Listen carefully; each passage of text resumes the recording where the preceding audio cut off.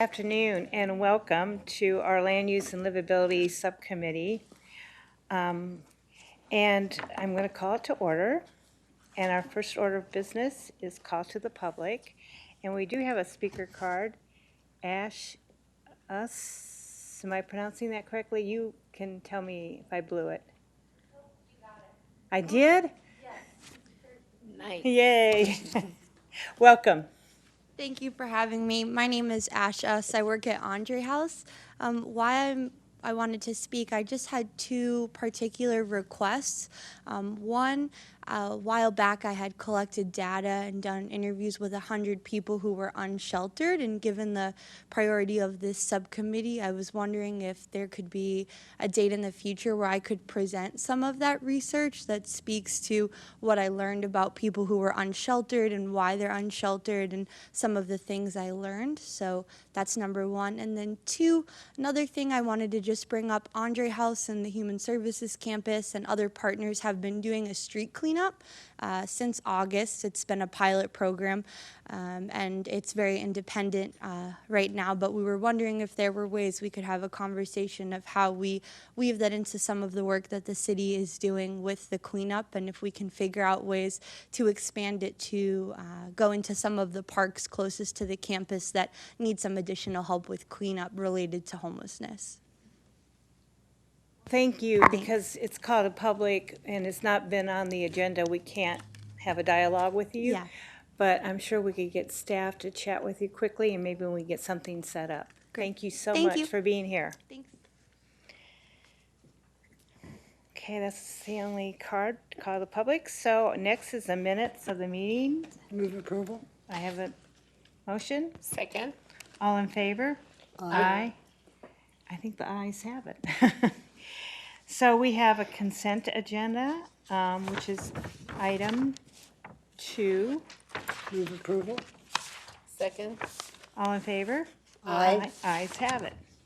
We also have an information item. Did anyone want it pulled to discuss? Okay, well, then let's get to our discussion and possible action. The first will be the short-term rental registration and our loud party ordinance. This is exciting. Yeah. Here comes Alan with a brand-new haircut. Glasses. And the glasses. And welcome. Thank you, Madam Chair, members of the subcommittee. I do have with me Assistant Chief Sean Conley with the Police Department, as well as Odette Baker from my office, here to talk about the short-term rental registry and our loud party ordinance. These two items are both city code amendments to, clicker right down there? Thank you. To address short-term rental issues. As the subcommittee knows, back in 2017, the state law was changed to eliminate local control on short-term rentals in residential zoning districts. And it does require that the cities regulate them in the same manner as a traditional residential use. So even though there may be, in town for a weekend and a short-term rental, we have to have the same type of laws and regulations for it that we do that govern you and I and our individual use of our homes, even though we may be there as longtime property owners. And that preemption does also apply to the building code today. We know there's been lots of discussion about this item across the state and currently down at the state legislature as well. So we are proposing 2 city code amendments. One is to strengthen our loud party ordinance, and the other is the short-term rental registry that we will provide an overview of both of them here. And so the loud party ordinance is something that the police respond to a large party gathering or large event.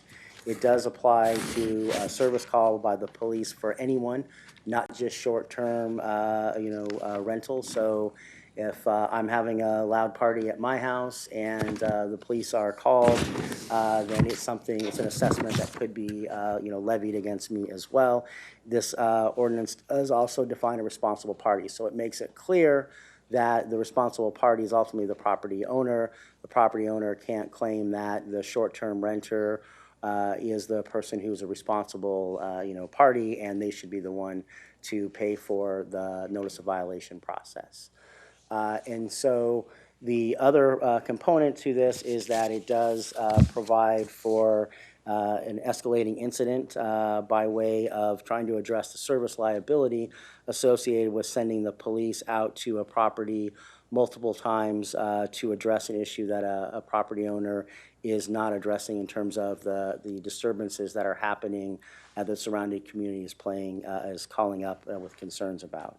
And so it does go from that first incident, which is $1,000, that's what exists today, and then the second would be $1,500, and the third incident, $2,000, and those are maximums. And so the way the process works is that when the police are out there, they will then be able to turn the information over about their response, and there is a hearing officer that is appointed by the city manager's office to actually then review that incident and see how much the assessment should be.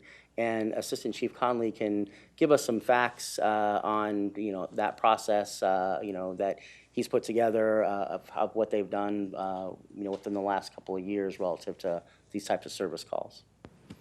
Good afternoon, Madam Chair and members of the subcommittee. Yeah, we believe this is a very modern, meaningful approach to this process. As you know, we want our communities to be able to have fun and celebrate and do things responsibly. But when they rise to the level of disturbing the quality of life, the peace of a neighborhood, and then sometimes underage drinking and violence on the back end, they're very concerning, and we want to respond to those responsibly. Just to give you some context, when you see 1,000, 1,500, and 2,000, the average cost recovery, we like to call it, for this last year has been $192.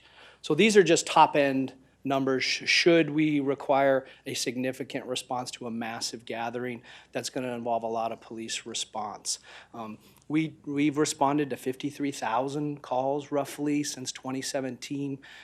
With this year, only 261 actually being assessed this cost recovery. So I believe the officers and community are doing a good job of communicating. And hey, turn this down. You're bothering your neighbors and moving on. We don't want to be in the business of assessing these cost recoveries. The process. An officer would go out to a scene, ask them to turn that music or that loud noise disturbing down, and then leave. And if we get continued callbacks, and some of these properties are chronic, we would then do what we would call a mask within our RMS system, which would provide documentation, and then that would be digitally through our technology transferred to our code enforcement unit, where then it would be evaluated and further rehashed, and then the discussion would be had on whether it was worthy of an assessment. Thank you for that. We now will switch to the short-term rental ordinance, and so this is a different part of the city code, and this really comes about to address the changes in state law that were approved last year that allows cities to create a short-term rental registry. This is a registry from the standpoint of you register, and then it makes it easier for interested parties to get emergency contact information. It's not like a registration like your car where you have to pass certain things, and if you don't pass your emissions, you can't register your car. This is a registry that it's very basic, there's no cost to do it, and really the aim of it is to ensure that neighbors, the police, or neighborhood services department, zoning inspection staff that are out there can get a hold of emergency contact information to try and address any issues sooner rather than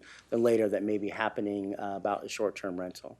And so it does add some city code definitions about online lodging, marketplace, which is, that's the Airbnb, VRBO, that's what their name is. The operator would be the person who owns the short-term rental, would be an operator. Short-term and vacation rental are rentals less than 30 days that would be in a residential district. And then it also adds non-residential use and short-term residential purpose, which is really adding information to define those so that we're clear about what it is. And then it introduces this concept of verified violation, which comes from the state law change that allows for the Department of Revenue to have some further assessments once a verified violation is done. And a verified violation is a citation that has gone all the way through the process where the city courts have determined here's what your fines are. Based upon that, if the issue was not addressed and rectified, and then within 30 days under the proposed ordinance, we would turn that over to the Department of Revenue and they could make some further assessments. And that's what a verified violation is. In terms of how the registry would operate, it is a registry that would have the property owner's name, address, and contact information. That property owner then could either designate themselves or a emergency contact. That emergency contact person's name and contact information would then be required to be placed within 10 feet of the primary entrance to that residential unit. It's not meant to be a big something seen from the street. It's meant to be you as a neighbor are walking up, and if there are residents that who are there staying short term and you're not getting any response from them to tone down the noise or address the issues, you'd then be able to call that emergency contact person to try and get them to work on the issue. And then it does require update of that registration. So if they emergency contact person changes, they do have to update that information. It also requires that we have a list of prohibited uses, and so this is further trying to make it very clear to renters that you cannot do these types of uses within short-term rental. And so most of them are things like adult cabaret, selling alcohol and drugs, those types of things. That's in that last bullet. But the other ones are really the crucial ones relative to holding a special event that requires a permit or a license, and also making explicit that you can't run an event center, banquet hall, or similar business type use in a single family residential district. And so the ordinance does require that be posted inside the property so that anyone who would in fact be renting it would know that that is something that isn't a permitted use. We also require that as part of the advertising that you have information in the advertising saying that it's prohibited under state law to use a short-term rental for those type of activities. And then if the online platform is advertising a rental, it has to be registered as well. So that's how we will partner with the Airbnbs and VRBOs, to work with them to try and help us, get to the short-term operators so that we can get them registered. Again, there's no cost to register. It's just, getting their information so that we have their emergency contact for the neighbors and police and NSD.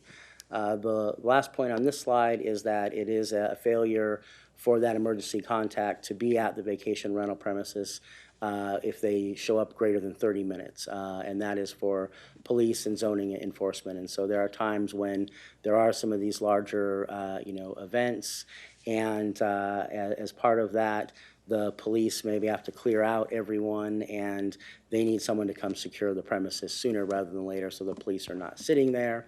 And we want someone to come, address the issues. The police and neighbors and others will be trying to use the phone and emails to get a hold of the emergency contact, but if ultimately none of that is successful, then we would put in a request to have them come visit the site, and if they don't show up, then we would, cite them for that as well.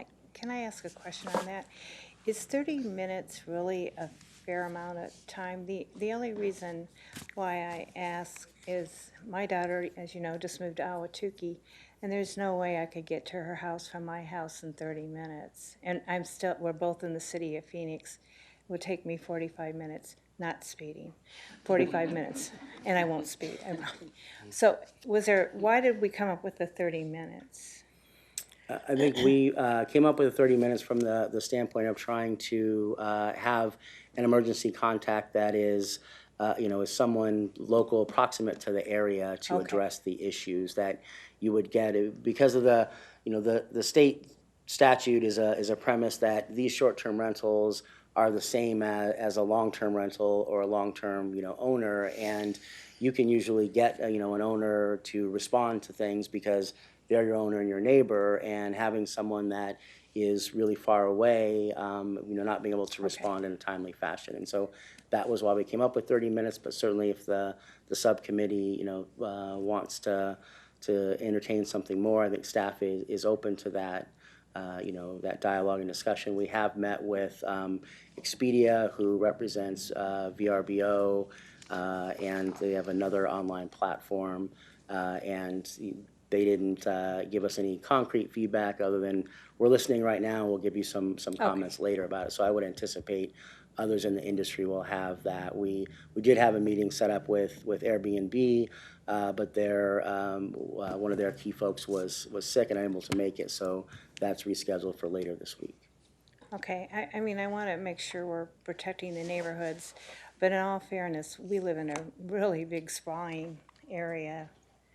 Our city alone is 550 square miles, and so just want to make sure that we don't push it to the point that no one's ever going to be able to make it. If they have a Right. property manager that's, let's say, housed in Scottsdale, and they have to go somewhere in Maryville, I'm not sure, 30 minutes. 30 minutes is not enough. Yeah, that maybe, I think 60 minutes, just a thought. Okay. I'll leave it up to you guys. No, I think good with that. And so this also does establish a violation for first offense, second offense, and third offense. These are actual violations of the ordinance, and so these ones are slightly higher than some of our existing, violations, but it's in line with the state statute as it relates to short-term rental. The second provision here is that there are other, issues that may arise. The city would also look at those. So if somebody was, selling illegal drugs and having a, party at the short-term rental, the impacts are cumulative, and we would be going after, all of those things that we would see. And that the fines could apply to the rental owner, the agent, the renter of the unit, or the online marketplace, depending upon who's responsible for ensuring compliance with that. Staff does recommend subcommittee approval of the proposed amendments. The loud party ordinance is currently proposed to go to the formal agenda on January 29th, and the vacation rental registration ordinance would go January 8th, and that is because the loud party ordinance has an assessment, which is that fee for the additional service call because of the time liability associated with taking the police out of service to continually, address that property owner issue. And so we're advertising for the 60 days for that, and so that's why it's January 29th. But we are trying to move both of these along because we know it's an issue that is of importance to the council and the residents that are, talking to your guys' office about this issue, as well as it's something that's being discussed now at the state legislature for potentially additional changes. With that, I think we're happy to answer any questions. I have a card. Let's let Larissa speak first. Take Action Phoenix is here, and they've been very involved in this issue. So why don't you come up? Thank you. Thanks for being here. Thank you, members of the subcommittee. My name is Larissa Balderrama. I'm a member of Take Action Phoenix. We're a neighborhood group that gets involved with the state and local governments on issues that impact the neighborhood. So we just wanted to publicly give our support for the loud party ordinance, the vacation rental registration ordinance. We're in support of it. We think it'll help mitigate any of the issues that are going on in the neighborhoods right now. We're also aware of the discussions going on at the state level for the vacation rental stuff when we're involved in that, so. Thank you. And I know you live close to a rental and have seen a few parties. And I think right now this is pretty much all we can do that's been given to us from the state, correct? But they are looking at other issues that may also translate into a future bill. Madam Chair, members of the subcommittee, that is correct. Under state law, we can only do the registration today, And the loud party ordinance we already have, because that applies uniformly to anyone who will be having a party. We can also do that as well. Okay. So are there any questions? Yes. Ellen, how about a wedding and a reception, and they plan to stay there for a week? Not the whole party, but which category, or both? Or could you find them under Good both? question. Well, so it would be, an event center, banquet, hall. It would be either one of those, uses are permitted, are not permitted under the Airbnb exception. So, for example, if you wanted to do, an event center in the city of Phoenix, you would need to have C2, commercial zoning. It's not something you could do in a residential zoning district. And so if someone was wanting to use the Airbnb exception to allow the short-term stay to take place, it's limited to a short-term stay. You can't use it as having a wedding and, a reception and all those things. Now, if the bride and groom and their, family members want to stay in a large house, they could certainly do that, but you wouldn't be able to have, the wedding and all those things that go with that, at the house. That would have to be done somewhere else. So you have your choice. You can stay or you can have a party? Is that what you're saying?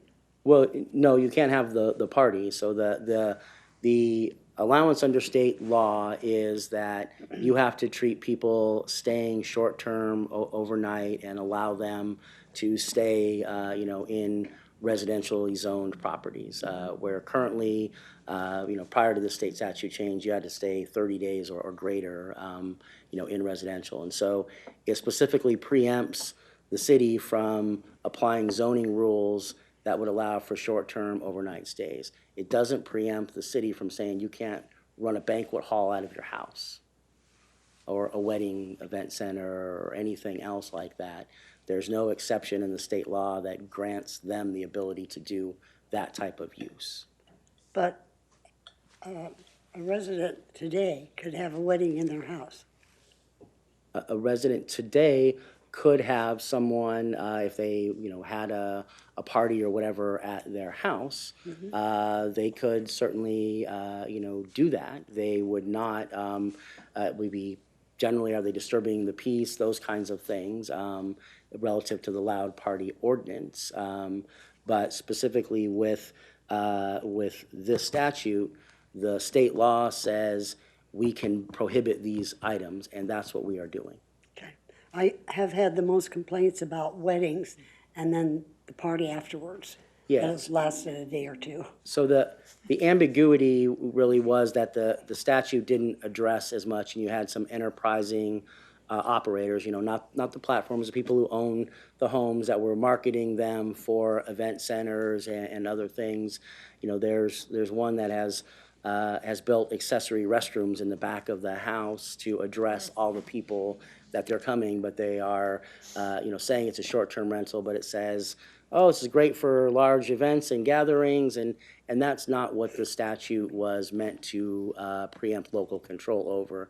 And so it was made explicit, and that's what this is happening with this registration, and the fact that we're requiring them to post it and online say you have to comply with the state law about the use of the property to get at those people who are misusing it under the umbrella of a short-term residential stay. I'm fully in support of this. I just wish we could go further. Not yet, so. I got some questions. So, on the fee, you said the average was 192. Is the judge who decides how much the fee is, or who decides? Madam Chair, members of the subcommittee, Councilman Garcia. Yeah, as you heard, the city manager designates who's the hearing officer, and currently that is housed in our code enforcement unit. Okay. And within the code enforcement unit, there's a series of detectives and civilians that collaborate on that. And then what they do, is kind of the formula, I think is what you're asking, is how they look at that. If two officers responded for the third time in a night and nobody was listening, those hearing officers would look at what it costs for the officers to be there for the amount of time and figure out that money, if that makes sense. And because the way this reads to me is the previous becomes kind of a minimum, right? And I know we're not trying to set minimums, but if there's a second incident, you wouldn't want, it feels like you'd have to charge over 1,000 now, right? And so I feel like it's a very steep climb right away. That's gonna impact folks that maybe are not the rental, but folks that are just having a get-together or something at their home. And so I'm wondering if we thought about, Alan or whoever figured this out, if we could actually, in the 1,000, actually try to increment those per incident rather than continuing to just, whatever incidents happen, our average is 192. So kind of, can we still increment fees underneath the 1,000? Or, why is it, that we're jumping all the way to 1,500 and 2,000 now? Madam Chair, members of the subcommittee, Councilman Garcia, I think as we look to modernize this, a couple of things. It's currently having that incremental effect within the 12 months under the 1,000. I think as we look to chronic offenders over the course of 12-month periods that continue to be repetitive public health issues and safety issues in those, and they're very rare, sir, on a lot of levels. And so I think that is where, if we are into the third or fourth incident within that 12-month period where we've had significant resources, some of these involve squads of officers going. And there's hundreds of people at these from a safety perspective, and the recovery costs on that. And I think for those anomalies where there's those massive gatherings where it did cost the city tremendous efficiencies to respond is where we would want those top ends. But I know we're open to discussion on that, whatever's in the best interest. So it'll still be at discretion of Absolutely. whoever's seeing it, and Yes. would be And I think able- that's where you see the 192 being the average now. Yeah. Tremendous discretion is being utilized now. Yeah, just what I would hate to happen here, and I don't know how we could put it in writing, is if it's a second incident, then, someone has to be charged the 1,000, kind of. There's not really, Yeah, we could look I know because our average is 192, we're using discretion, but it's not really written in policy. I just would hate to lose that. So I don't know how we can figure out how. We can certainly, if that's the direction of the subcommittee, we can work on some language between now. I'm sorry, if that's the direction of the subcommittee, we could work on some language between now and formal, adoption to rework that a little bit to clarify that and sit down and talk with you individually to see if we've got where you're wanting us to go. Okay. And then on the registry, I know there's going to be basically a sticker, and we would put the person would have to put their number there, out towards the public. Yes, Madam Chair, Councilman Garcia, that's correct. What we're trying to do is that when the neighbor comes up and knocks on the door and they don't get, a satisfactory response from, this terrible renter from New York City who's not, willing to listen, they have the opportunity to call that emergency contact without having to call the police and have, a drain on those resources. Trying to make it a little more neighborly for people to solve things, which is, what usually happens. You get a fairly decent response from your neighbor because the guy's got to look at you, from there on out. And so we're trying to find a way to bridge that gap a little bit, and that's why we were asking for it to be posted. So I have some concerns there, both with just people having their information out in public like that. And second, you're basically you're letting the neighborhood and anyone know that this house is empty. And so I think also, just thinking public safety wise, someone could drive by, see a sticker and be like, hey, there you go, there's no one there. Or even call the person, hey, is there anyone there? Whatever. I just feel like that's telling a lot of information. I would like to see something more like I love the registry. I think we should go with the registry. But maybe it's like there's a notice sent to all the neighbors in a certain perimeter that says, hey, this is now on the registry. This is the contact person. If you have any issue with these folks, this is what happens. Or even, forcing someone that's going to have Airbnb to go deliver a card or something to all their neighbors. I just feel some kind of way, kind of forcing someone to put their number and name out in public like that. So that's my concerns there. And then why is there that we can't? Why can there be no cost into the registry? Even if we're charging a minimal $10, $15 to kind of pay for whatever it is we're doing.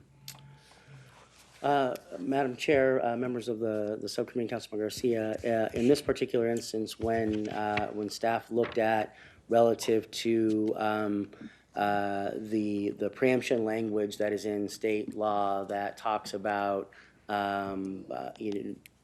you have to allow them and treat them like you do other single-family uses. When we visited with the law department, it was, we didn't think that that was something that we would be able to do from a cost recovery standpoint, because even if we were charging a smaller amount, it's probably going to take more to administer, the process. And if we were to go to a notice type, we'd have to figure out how to make that happen by, whoever that operator is, so the city's not incurring the postage and notice requirements. But the draft that we have does not include that provision because of the concerns about the state statute and what it's allowing us to do. Then my final question is, I know there's sub-agencies also that rent these places out for people. So like, let's say I have a home here and I don't live in the city at all. There's people you can hire to put it up on Airbnb or VRBO, whatever, for you. Who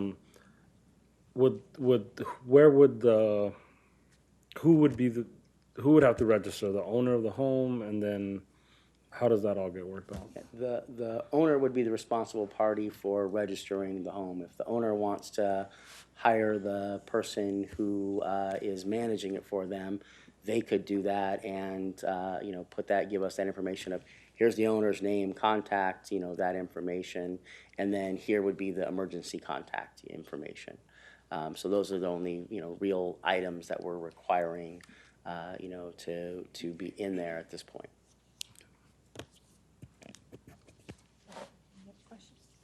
Just comments. Oh, yeah, go for it. Well, thank you. Thank you so much. I think this has been long overdue for a very long time. But I also believe as a city, we need to be proactive under the new state statute to rein in the negative effects of the short-term rentals.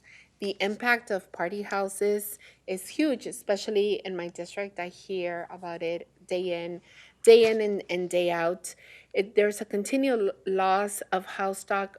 Those are serious issues that we have right now in our cities and with our residents. I do not believe anyone on the subcommittee is opposed to new and innovative industries coming into our city, given that we are the 5th largest city in the country. But I know that we have all heard from residents who have seen the effects of the short-term rentals and the effects that they have in our neighborhoods. I'm very supportive of this item. I think it's time to set some reasonable guidelines for the short-term rental industry. I would like to thank Chairwoman Stark and her council office for taking the lead on this issue. It was one of the things that we came in, it's like, all right, who's talking about Airbnb? How do we deal with this? Because we understood that it was something big for our district as well. I also am very thankful for the city staff and all the great work that has gone into this issue. It's also like our neighborhood leaders that have been incredibly active and supportive and making this process a lot easier for us to handle and to understand. Thank you so much also for being here today and looking forward on how do we continue to make this better and how do we continue to work together on this issue. Thank you. Thank you, and thank you for those kind comments. I appreciate it. You are correct. The moment you got into your office, I came and saw you on this issue because I know it was an issue to a lot of your constituents as well. So I really appreciate the support. I know there is some activity at the state, and we'll certainly be involved with that. But right now, this is pretty much what we can do. I do appreciate your comments, so Councilman, that if you could look at that and look at some tweaking as we move forward, I would appreciate it. But I think we're ready for a motion. Let's move this forward to the council with potential modifications based on today's conversation and recommendation. Okay, I have a second. Second. Okay, all those in favor? Aye. I think the ayes have it. Thank you so much. I appreciate it. And thank you for all the neighborhood activists who really brought this to our attention, who put up with some loud parties. But this group has also put up with sober living homes and so high group homes. It's when I first met you. I actually met Larissa because of a sober living home. And so now we're going to hear an update on our group homes and what has happened here in the city as well as what the state has done. So Alan? Thank you, Chairwoman Stark and members of the subcommittee. This is a update to our group home changes that went through the council and were approved back in April of 2018. At that time, the council wanted us to finish up our work with our forms and registration and all those things, and then come back and report on how it was working. And so we are here to talk about that today. I do have with me Denise Archibald, City Clerk, and Spencer with the Neighborhood Services Department to provide this overview, since all three departments are working on this particular item. And so we will, at the end, come back and talk a little bit how we intend to use this process going forward. So the Planning and Development Department, it does the group home registration, the registration verification, and reasonable accommodation process. Denise will talk about the license services, and then Spencer Self will talk about the code compliance portion here. And so the state licensed facilities, when this issue came in, you'll recall that there was a significant concern about structured sober living homes and what happens as related to that with licensing. But there also was some concerns about other types of homes and the spacing requirements that go with them. So, quick refresher course is that for any type of group living that is greater than 5 unrelated people in a zoning district, or a residential zoning district, I should say, the city has additional standards and requirements for that. So we don't, if it's a family, you can have as many people as you want in a family, but if it's 5 or less unrelated people, then you can be in a residential home. And so we have community residences that are 5 or less. They don't have to meet any spacing requirements. They do have to get their license with the state, but they don't have to meet spacing requirements. It's that 6 to 10 residents that have to meet spacing requirements, and then there are additional requirements for community residence centers and the like. And there are a couple non-licensed facilities like boarding houses and group homes. Since 1992 to the present, we have 620 registered community residence homes. And so those are, as you recall, when we started this discussion with the structured sober living homes in the community, one of the concerns that was out there is that at that point, the city was not enforcing our spacing requirements because there had been a complaint from the Department of Housing and Urban Development about the fact that we did not have a process to remove homes that had closed. So we had new people that were coming in that have a disability under federal law, and we have to allow them into our neighborhoods, and we were pushing them out because we didn't have an accurate map that took into account where someone may have closed a group home in the past. And so somebody, because of that 1,320-foot spacing requirement, would be pushed out. And so we have gone through a big process to update our maps, and so we now have the 620 verified. We've added 102 since that time, for a total of 722 group homes. And with those 722, that's across the whole 519 square mile city, and that's in all the different community residence categories. And so you see here our reasonable accommodation process. And one of the things that the council authorized with the reasonable accommodation process was a process where someone could request to shrink their quarter-mile spacing requirement and make a what's called a reasonable accommodation under federal law, because they were not causing a negative impact to the surrounding community.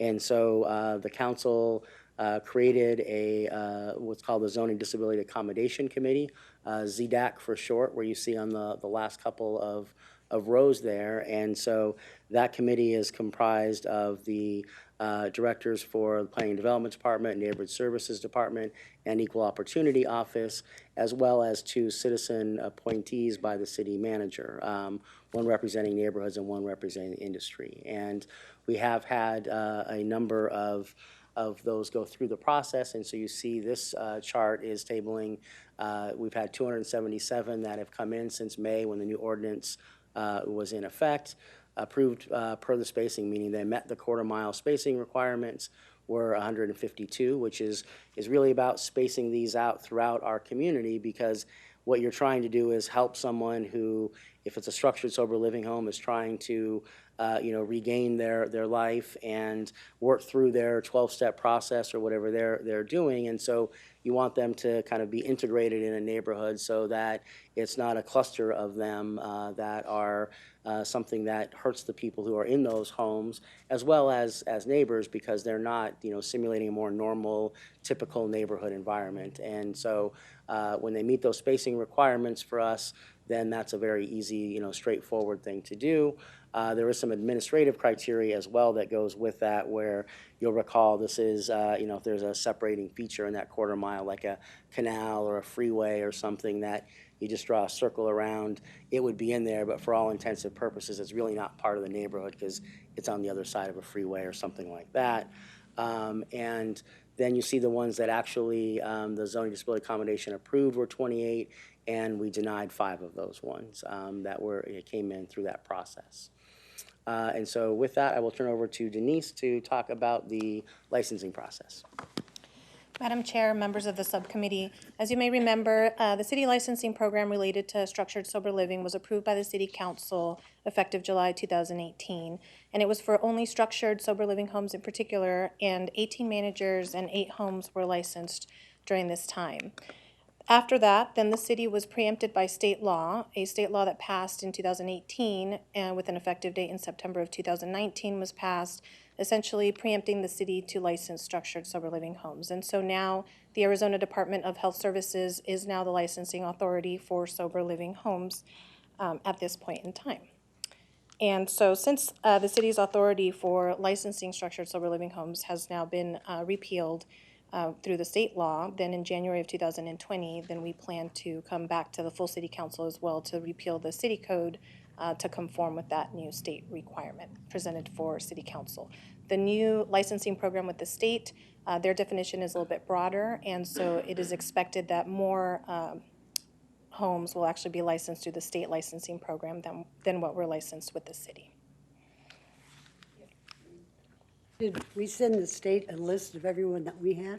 Yes, we have been coordinating with the state, and we did send them information that we have and help them also with information about the requirements and which ones we were able to license and which ones are actually still under enforcement with neighborhood services. And so Spencer will talk a little bit about that part and their coordination and their ongoing partnership with the state as well. Did we send notices to those that were licensed? We did. We sent out notices to the ones that were licensed. Those licenses expired. The ones that were active expired as of September. We let them know, and we let them know that they now have to go and register with the state. In addition to that, we put that same information on our website to make sure everyone knows where to go. Great, thank you. Mm-hmm. And now Spencer will talk about the neighborhood services enforcement. Thank you, Denise. Madam Chair and members of the subcommittee. So you may be wondering, of those eight group homes that were licensed, how many of those were proactively licensed or engaged in the licensing process versus as a result of code enforcement? And the answer is 5. So 5 of the 8 sought out the license without our intervention. The remaining 3 began with a complaint. Now you'll notice we have a total of 267 complaints received. 3 of those did end up in the licensing process and registered with the city. However, many did not fall within that realm. So it's very difficult for residents to determine what is a structured sober living group home versus a different type of group home. It's equally difficult for our inspectors. We can engage, we can do some research on the back end, but ultimately it's very hard to determine that difference. So However, of the 85 homes that required some sort of registration, maybe not structured sober living home licensing, 2 of those we identified after the responsibility for licensing transitioned to the state. So we've already referred those 2 cases over to the state. Otherwise, there were 179 properties where no violation was determined. And I will note that many of those properties that were referred to us, some of them did not have an address. They had maybe a name of some sort of organization. And so we do our best to do the research, but if we don't have a valid address or we can't pull information about the home, some of those ended up as no violation. Others, we actively engaged them. Some of them were apartment complexes. There were a variety of scenarios that may have appeared to be a structured sober living home, but ultimately ended up with a determination of no violation. Moving forward, the Planning and Development Department as well as the Neighborhood Services Department will continue to work together on the verification process annually to verify those homes that are registered. Additionally, an annual report will be available in the summer, and that will give us time to work through that verification process through the spring to really make sure that we have as many responses as possible for that report. NSD will also continue to receive registration complaints. That's part of our general code enforcement, and we will continue to do that. And Planning and Development and NSD will also work with the state to exchange information about what we're seeing. So if we get a complaint about a registry violation, we go out, we determine that it is a sober living home. We will refer that information to the state, and they will provide information to us to make sure that we have an adequate registry of group homes per the city's responsibility. And with that, if you have any questions, we'll be happy to answer.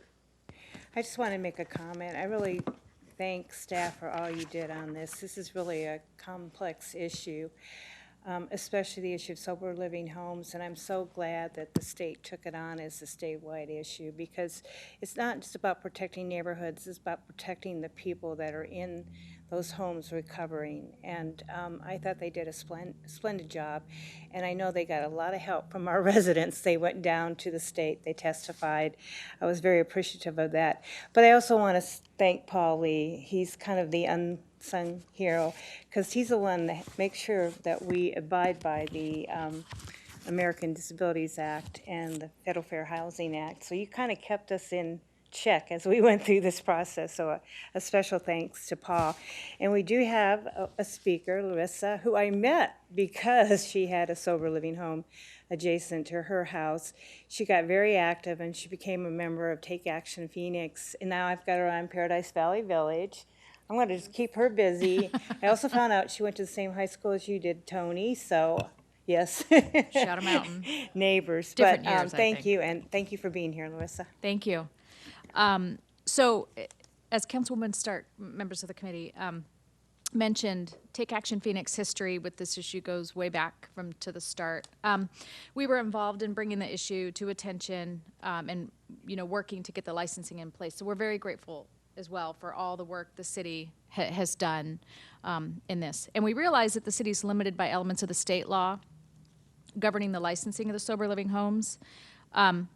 Take Action Phoenix's concern from the start has always been that the public input on existing sober living homes in residential neighborhoods is it doesn't exist. So therefore,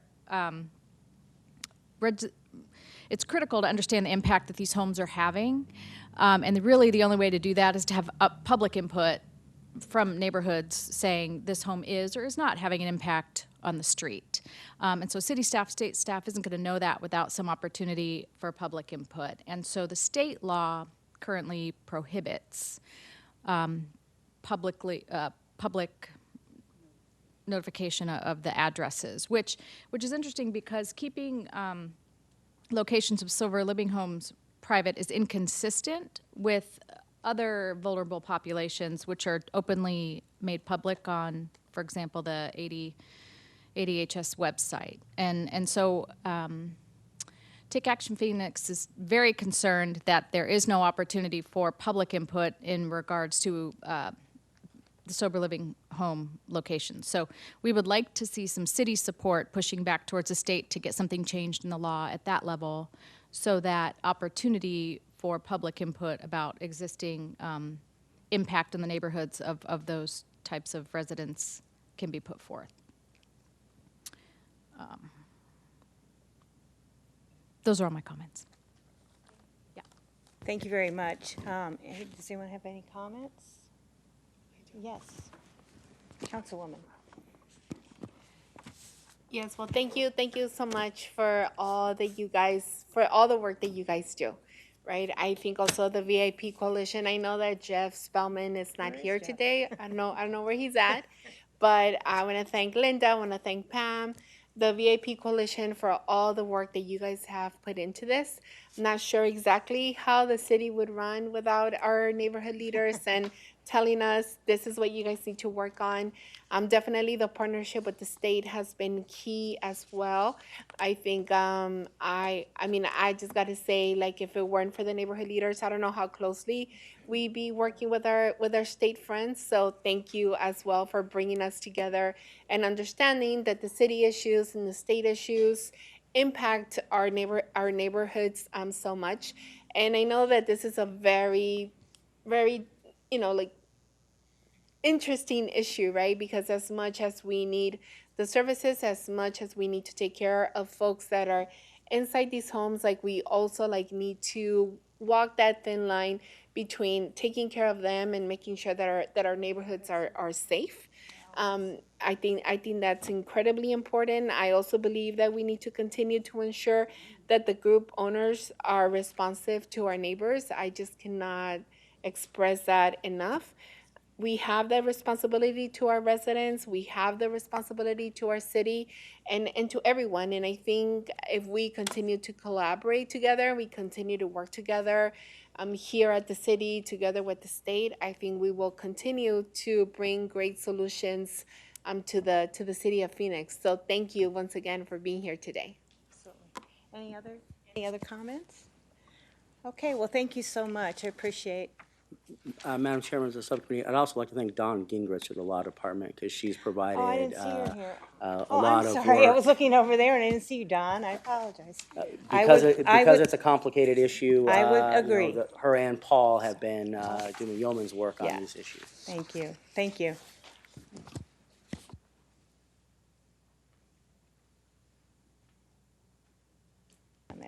So item 6 is Affordable Housing Initiative, and Cindy is here to provide information and discussion.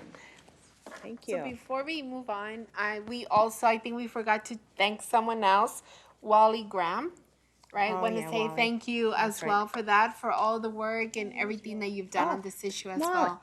Thank you so much. Yeah, thank you. Okay. Good afternoon, Madam Chair and members of the subcommittee. I'm Cindy Stotler, the Housing Director for the City of Phoenix, and with me today is Sherry Boucher, our Affordable Housing Advocate. And we are very pleased to be here today to talk about affordable housing in Phoenix. As you all know, an adequate supply of quality affordable housing is vital to the success of any community.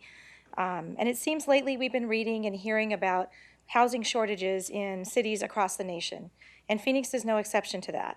A severe lack of construction during the recession, combined with a new population explosion in Phoenix, has resulted in a shortage of housing units, and that shortage is driving up rents. Incomes in Phoenix have not kept up with the rise in rents. And with that, we have about 50% of Phoenix households that are cost burdened now, meaning that they're paying more than 30% of their income towards rent. It results in a lack of income for necessities like healthcare, food, and other things that they need for a daily life. And it also puts them at high risk for eviction, overcrowding, and eventually homelessness.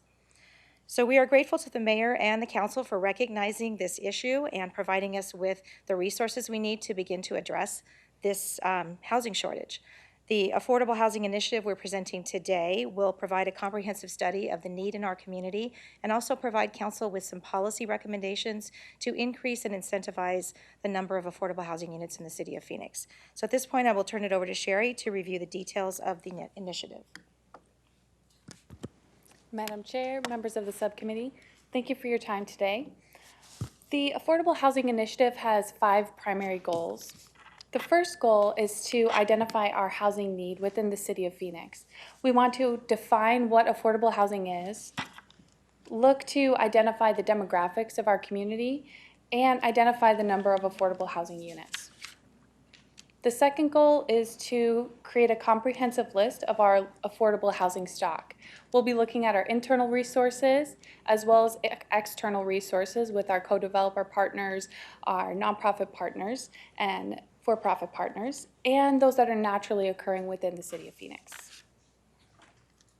Our third goal is to identify the activities that are underway through the low-income housing tax credit projects that are naturally occurring in the market, and those that are occurring through other funding sources.